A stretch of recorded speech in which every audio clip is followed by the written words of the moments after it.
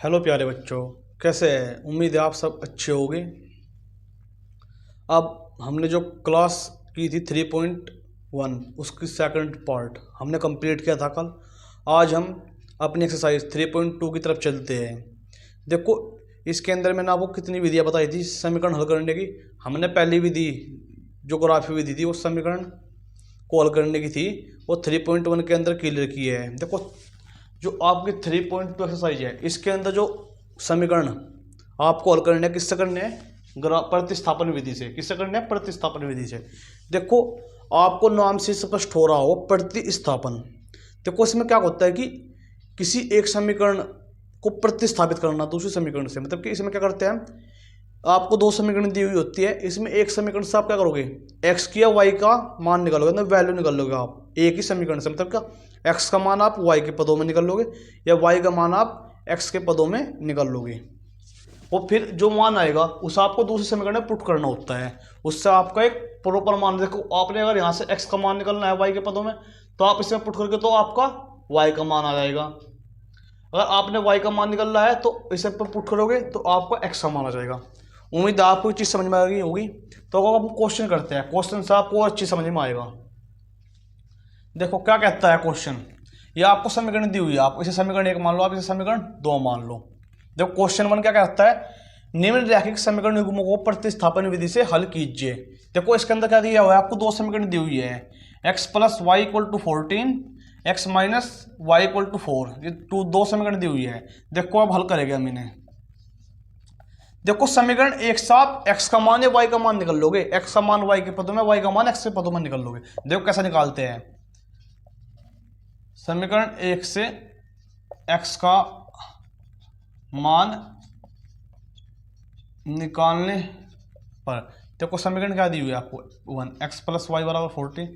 देखो x का मान चाहिए मुझे, तो 14 ये प्लस का है, ये सर जाएगा माइनस के y, ये मान आगा आपको। समीकरण 3 मान लो आप इसे। देखो x का मान y के पदों में आगा आपका, क्या आगा, x का मान y के पदों में।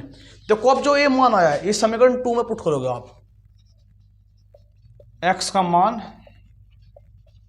समीकरण 2 में रखने पर, देखो अब समीकरण 2 में रखोगे आप इसका मान को। समीकरण 2 क्या आपकी, x माइनस वाई बराबर 4। देखो अब x का मान इसमें रखो आप। देखो x की वैल्यू क्या है आपकी, 14 माइनस वाई माइनस के y बराबर 4। माइनस के वाई कितने हो गए, माइनस के 2y प्लस 14 बराबर 4।